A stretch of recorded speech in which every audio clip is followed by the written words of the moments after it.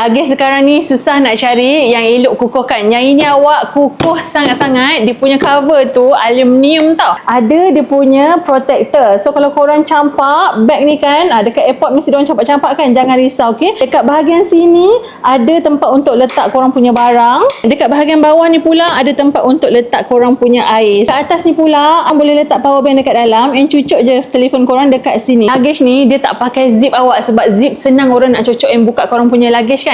Yang ini dia pakai TSA lock tau. Awak tinggal nak buka je lock ni, lepas tu dia terus terbuka. Belah dalam dia awak tengoklah besar tau. Dekat bahagian sini boleh letak baju-baju kotor. Lepas tu zip dekat sini boleh letak barang lagi awak. Tutup dia tak payah zip-zip dah, tinggal lock je macam ni.